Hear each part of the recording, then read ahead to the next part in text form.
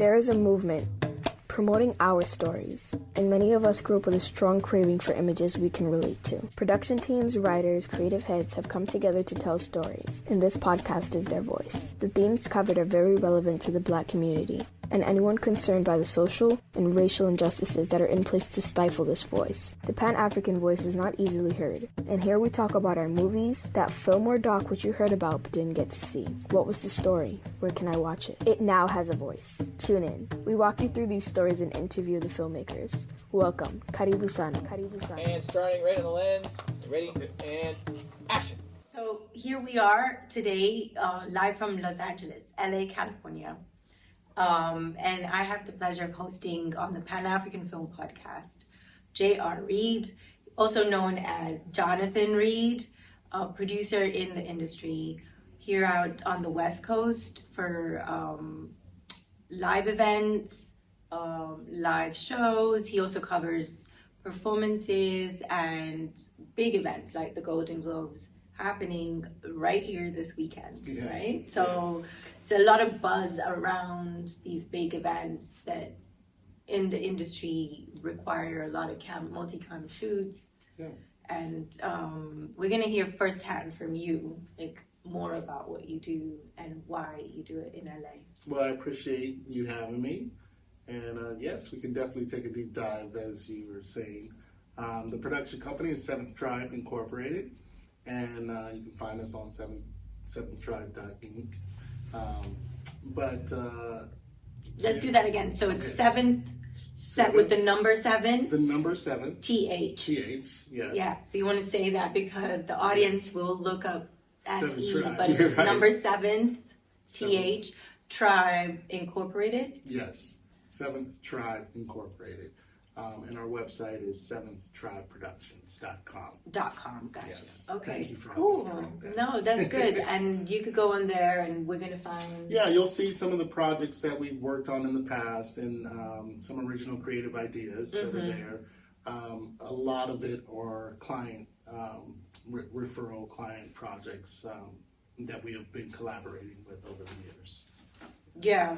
So tell me more, like the Golden Globes this weekend. Yes. What would you do for an event like that? So for the Golden Globes, actually, that's coming up tomorrow. We start installation. We do multi-camera, live, behind-the-scenes online stream for them.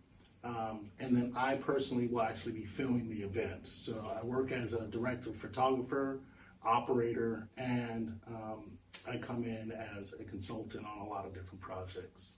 Okay. Yeah. So this weekend, we start with our load-in, which is tomorrow, and it's all tech. It's very tech. Cameras from, the online and the mainstream all have to go through technical, specs and roll out. That's what the day prior to.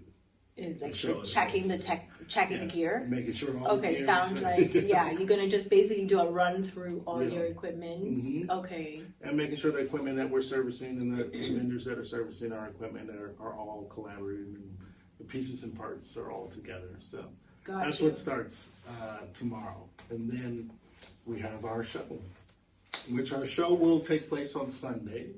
And we'll do almost a 3-hour simulcast. Wow. Yeah. Okay. And so would you like be subcontracted by the Golden Globes? Oh, the actual event. Yes. Okay. Yeah. Not the networks or no, not the network for this one. Some of the networks still deal with us directly, but for Golden Globes we're subcontracted out. To them, okay, but for other events, you go to... Yeah, like, we work with NBC, ABC, Fox. I do a lot of projects for Netflix. I did their comedy specials for Dave Chappelle and Earthquake just recently that are up on the channel now. But we have a live event that I work with is David Chang's Dinner Time Live, which is a live network event for Netflix. Okay. So Netflix is trying to install more live productions, and that's where we come in and help and assist on that. So. Gotcha. That's awesome. So how long have you been doing this work specifically with the events and live? Has it always been that for you with filmmaking? No, so filmmaking started off for me when I slipped and hit my head on a rock. Is what it started actually in my neighborhood, 20 years plus now. Yeah. But there was a film, it was called To No End with Billy D. Williams and Tisha Campbell. And it was filming on our block, and that's how I started in production. I went and volunteered, actually. And I worked my way into the camera department, and then from there, I started making Movie of the Weeks, which back in the day, they were short version movies that would run on our networks, you know, from Warner Brothers, WB, or Fox. Sometimes they would run those as well, but Hallmark Channel had a lot of these small films that we would do in a short amount of time. And I found that a lot of those projects, the people that I collaborated with also did live. And so I switched over to live out of film. I see. Yeah, it was kind of, you know, in this industry, it's a lot about who you know, and you learn what you know along the way. But yeah, that's how I got started in the business, was features. Okay. Yeah. That's so fascinating. I do feel like coming to LA that it's very much the industry based on building those relationships and then kind of seeing where the market takes you, as opposed to saying, this is my story and I'm coming to LA to tell it, or this is what I want to do. And so cinematography kind of been the main thing for you? Yeah, absolutely. I was fascinated by capturing images. Okay. And as I was working on these films and different projects, I had the opportunity to film on weekends and things with smaller groups and make our own shorts and movies. And it was always lighting and technical avenue is what really attracted me to the industry more than anything. Yeah, and do you think there's other places other than LA where there's that kind of enough events and kind of like the industry happening with demand for live shows and live? There's other places, right? Absolutely. I think I wish I actually saw more live events and multi-camera events that are telling stories around the world, because you can't fake what's live, is what I say, you know? And I've been able to do things in Canada, South Africa, Europe, when I worked with the World Poker Tour. And the World Poker Tour is a game show that traveled around the world, in a sense. Okay. And that was a pretty amazing tour for 18 years. I traveled with them. Wow. Yeah, so like that's really fascinating, because I always say, you know, like that sports is always an opportunity of kind of like cross-industry collaboration for film. I know there's just so much you want to capture, like you said, in the moment. So definitely a lot of overlap with what you do in live cinema, right? Yes. Oh, it overlaps so much. I mean, even when you have premieres of films, for instance, and it's premiering in different markets, and they want to really get a capture of how the audience received it for their Q&A. And they travel with live productions to see that first instance when they walk out of the film. Are they sad? Are they happy? Do we want to, you know, will they engage with some of the talent? And finding people's original thought before they go home and have conversations about it, with their original instinct of what they thought of films, it's so interesting, because you get, for a filmmaker, a real response of what your creative, you know, hard work is, you know, for months has been. So it's always interesting to me to see some of those reactions, you know. And that happens everywhere, you know, it really does. Yeah, you could capture that wherever you are. Yeah. And that's amazing to always see, as you say, and look back on. I guess that's why they say you never really get a second chance to make a first impression, you know, like right. And so if you could get it on camera too, you're live. Yeah. you're live. Exactly. It is something special. And just touching on that, like, broader aspect of being able to take your work elsewhere.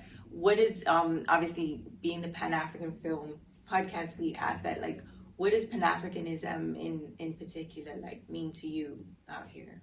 it means a lot of different things. I always see, because I was born here in the States, that the connection to people in different regions and different parts of the world is very minimal. And it doesn't have to be that way now with technology. So to be able to get access to films that are produced or recognized through you guys really is our first look into things. It also is a big eye-opener that there are people that look like us, hang like us, tell stories like us, right from Los Angeles, that are across the world, literally. And it's so great because you see the similarities in things that are stitched together, the fabrics of life in film that, you know, come from all different parts of the world. I really am proud of what you guys are doing, because those voices would never be heard if it wasn't for your collaborations and the filmmakers that you guys are working with. Yeah, I do find like a lot of things get lost in translation, being all the way out here in the West Coast. Things might be imagined differently to what they are on the ground, you know, miles away. But there is that connectivity, right? Like there's something that's intertwined, and like, oh, you think that way too, or you think that the same way. So I know somebody that does that, you know. Right. Yeah, absolutely, yeah. It is a goal of mine that film and television get educated throughout the world. It's something that I work daily with and hardly in my downtime, to help the next generation learn the technical aspects of making films, doing television, on the equipment side, the technical side. Because the difference between a lot of projects is sometimes not the resources, it's the ability to learn how to work those resources to their fullest ability. You know, the capability of, you know, cameras, there's a simple camera in here that, you know, it gives the world an opportunity to see things, right?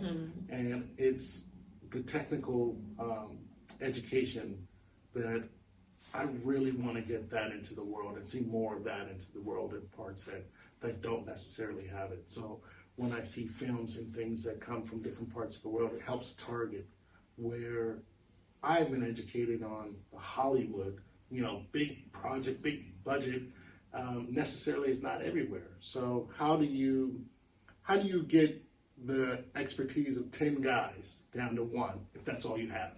You know? And how do you make a big budget looking film with a small budget? And you have to see what people are doing.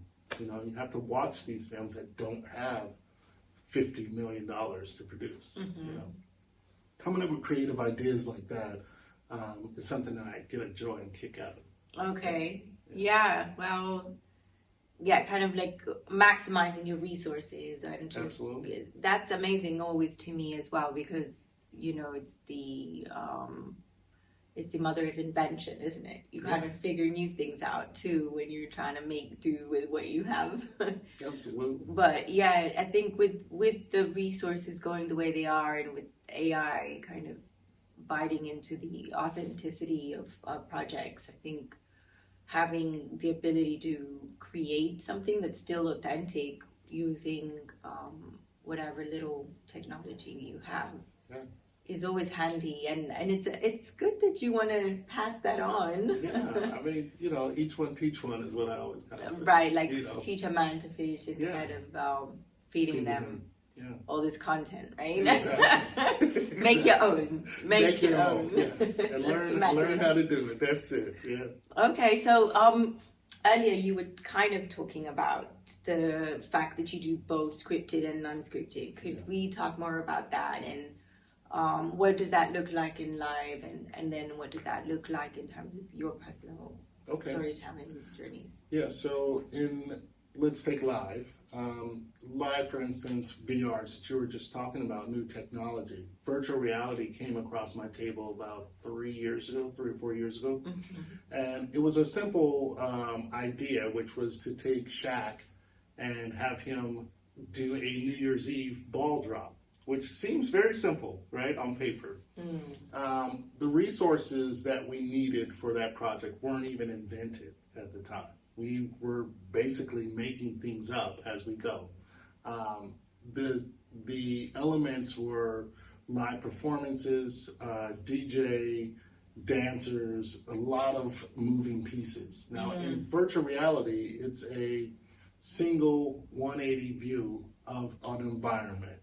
How do you tell a story with so much available space? You can't do a 16 by 9 focus for film. So it became very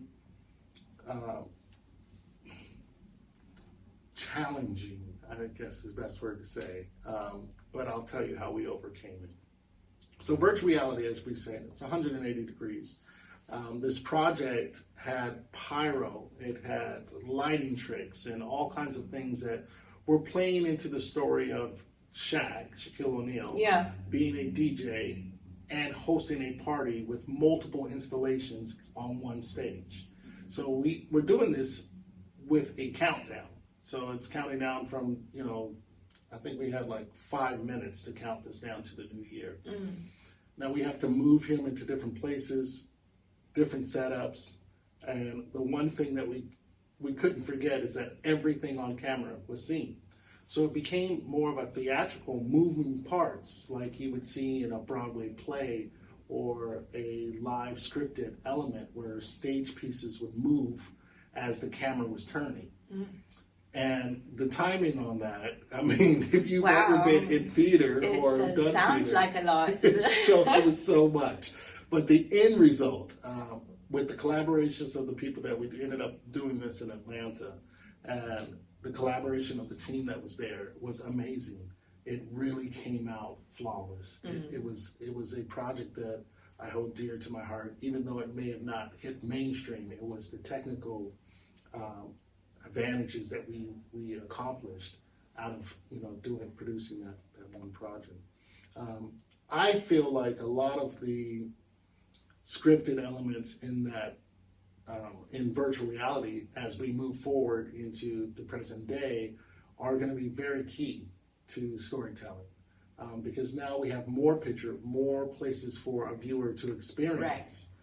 So for yourself, when someone's writing a project for virtual reality, a lot of things are more are characters, like the wind, the lighting, and the environment, as opposed to in a 16 by 9 or standard film that audiences may not see them. So you have to come up with creative ways to turn your head. You actually physically have to turn your head to see everything in 180. I'm saying this all because, there's so many new ways to make a film, ways to make live television, and VR is something that I really, get a kick out of. It's challenging. Yeah, that's fascinating. And that's an example of scripted, right? Yes. So, yeah, because actually I was telling you, we just finished a class on writing for, in this case, it was... Vertical. No, just today was on game shows. Video games, writing for video games, and the technical challenges with that is similar, I guess, with VR, where you're driving, this one person driving the action. So that's fascinating, and then it's more about the possibilities and the options that you've got to choose as the protagonist, right? So absolutely. It's a whole nother way to experience content. Yeah, I mean, the gaming is such a huge industry, and it would behoove us not to find a way to focus some energy creatively telling stories through gaming. It's a big challenge. Yes, and kind of VR goes hand in hand with it as the games, get to have more dimensions, and things elevated into their storytelling. So that's fascinating. And so other examples of like scripted that you might have in live or So when people see live, Right. they think it's live, but it's actually very scripted. Yes, that's the element part. That's the part I was trying to get at. Like, when you say live, Yes, when I say live, there's which part pages. is actually like, hey, I just got the reaction. Yeah. Like, it's authentic. Like what It you is. were trying to say, like as if it's not really all like that, is it? No, it's not. Tell us, how is it, JR? All right. Tell us the truth. So live television, as we just talked about so many technical things, for the viewer at home, it is all very planned out and scripted. And the reason why it has to be that way, because there's so many things that are involved to see something live, like transmissions, cameras, lights, audio. And for talent to be able to work within the spectrum that we have created, the world that we have created in live television, it all has to be a working machine. So there are a full script department that writes from dialogue to what happens in transitions to, the goodbye. And it's timed. Every piece of that script is timed out. Right. To the minute, to the microsecond. Yeah. Because when we go live, it's literally coming up in a countdown. And we count from, 10 down to 1, and things happen. They turn on the switch. And when that switch gets turned on, every element that has been scripted has to happen. And producing live things is probably the most difficult because you have to prep. Prep. You prep that any live event probably twice as much as you would a scripted event with like an open or an edit, that you can pull things up in post. Now, a live thing has to be scripted to the point where wardrobe changes or mic changes or they could say, you turn to your left or turn to your right. Every camera movement is scripted. To that detail. Right. And it could be 40 pages, 50 pages of dialogue and scripted information. So every technical department knows exactly what they're doing. Okay. So there really isn't live. Yeah. It is live as you're watching, but prepped for months. Right. Because I was going to say, as even here on the lot, we've got people prepping for the Globe pre-parties and events and things going on. How much do you rehearse typically? We rehearse for days. So Golden Globes will start rehearsing. That's a short turnaround because it's an award show that's been going on. So the format has been created. That's a template. It's a template. Right. Yes. And you're changing out names and talent and such. But that's a 2-day rehearsal. Probably 12 to 14 hours per day on just rehearsing the elements. So it is a lot of rehearsal, a lot of technical things with live, but that's the fun. That's the fun for you. That's If you're into that kind of thing, get out there, do those events to the best of their potential, right? It will test you to see if you're good or not, because you can only do it once. That's the fun part. Yeah, that is the fun part. Preparation, then there's just that one moment. Yeah. And so I guess that's the challenge in a way to write it. That's why you have so much detail, right, ahead and preparation. Even with the preparation, you have things that happen in the world. It could rain where you thought it would be dry. In traffic in LA, a talent could be late. And you make provisions for those things, right? Yeah. You have like a plan A. There's a disaster. There's a contingency plan for every little. Yeah. That's how much effort goes into it. Absolutely. Okay. Yeah. Yes. So, anything else you want to share before we wrap up for the audience? Do you want to share? I wanted to share, and sorry, excuse me for cutting you off, but I wanted to share really to your audience that, a lot of people think of film or live television as a few elements, a director, a writer, and talent. And there are a lot of technical things that happen that are just as lucrative as not being a writer, a director, or a producer. From wardrobe to lighting to sound, these technical departments need masters because it's falling short. And if they have a desire, someone has a desire to do sound in big productions, then start with sound and just focus on it and master that craft. And you'll see that it is just as beautiful as a career as being in front of the camera, you know. So think about the technical side. Yes, I love that. I love that message. I think it's definitely a good way to start the year. You know, I'm definitely out here honing on my writing craft, and I think LA, that's what makes LA special, at least for me. I don't know, I think as you've been born and raised in LA, might feel different about it, but it's a lot of people who appear to be very serious about their craft as a creator. And I just never seen that, you know, like you go to other places and they're like, yeah, we'll do this, but here they really do they place a value on creativity that you don't see elsewhere.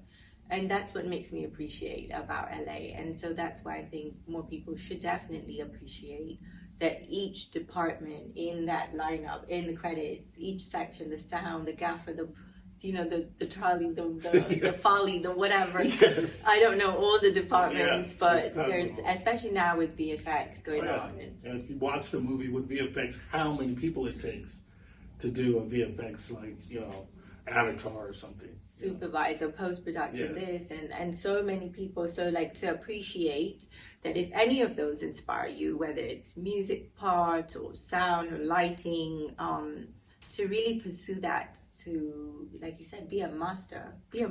Don't be a follower. Exactly. Be a leader. And those credits are there for a reason. You know, those people are obtainable. You can email them and you can track them down through IMDb and, you know, get information. A lot of them are willing to pass along some of the information they know. So I would say don't be shy and just take the ride. Yeah. So how long have you had your company here in LA? I started my company in 2003. Yeah. So it's been a while. Good, over 20 years. Yeah. That's good. And if you had like a message for somebody in any other side of the world, not in the US, that was interested in something similar and starting up their own space for this kind of business, what would your message be? I would say if someone wanted to do a production company that is very similar to mine, or in the lines of what live television, scripted television would accomplish, the first thing is just to find a direction. And you can master any of the directions that you want to go in, but if you find a direction, and let's just say if it was live television, then surround yourself with people who are doing live television. And if they're not available, I would say do with the internet now. You literally can research, and find the information that it took for them to accomplish a show or a movie, and educate yourself that way, because there's a language in the industry that is, I'm sure you've come across it or you will come across it, that it's hard to explain unless you're in the environment, right? Now, for someone who's not in the environment, never seen this, is literally probably watching this for the first time, I would say just find a book, find the literature. Cameras, lighting, sound, whatever you get your hand on, take a good interest in it, and it will pay you back. It's kind of like a spiritual thing. Like, put yourself into it as an artist paints, or a writer writes. You know, you have to put yourself into it to even do camera, to do directing, to do producing. Right. Give yourself to the project, and it will repay you. And don't worry about what you don't have, because it will come. Right. I love that. You do. It's an art in itself. Yeah. So if you put your whatever you've got in it, people do notice, right? Yeah. Like when you put your foot in it, as they say, Give it 110. it'll give back. Yeah. Very nice. Oh, great message. Thank you. Great message to start the year. And thank you so much for having me. Yeah. Did you want to share anything else? We've got your website, which is 7 TH 7 Tribe Productions. tribeproductions.com. You can reach out to me. Yeah, and we can hook you up with JR when you're in LA. Yes. But one more thing. Anything else you've got like in the pipeline that maybe you got coming up? You want to share before? So a couple of things in the pipeline that I can't get into deep Okay, with them that's fine. But we're being scripted right now. Yes, because of NDAs. But I will say that, even when Hollywood or television seems like it's a disparity of projects, is the greatest place for invention of something new. And right now we are in a time that if you create something original ideas, go after and explore it. Because here in Hollywood, they are regurgitating the things that they know. Mm-hmm. So spark something new, be innovative, and that will let you soar on your journey through creativity. Yeah. I do get that feeling as well, like how it feels kind of saturated. Mm-hmm. How you've kind of told that story, and it's Spider-Man again and again. But it pays the bills. Yeah, there are things that pay the bills, and so that's what I think the message is here. Like, if you want to create, there's a way to have an environment and industry that will kind of allow, it's fertile enough for you to plant your craft, and then it'll grow, right? Yeah. So that's always beautiful to see, and obviously we look forward to seeing who's nominated. Yeah, we do. And who wins. Yeah. Thank you. Thank you very much. That's I appreciate another it. episode. Yes, thanks for coming out. We're in West Hollywood, LA. That's right, California.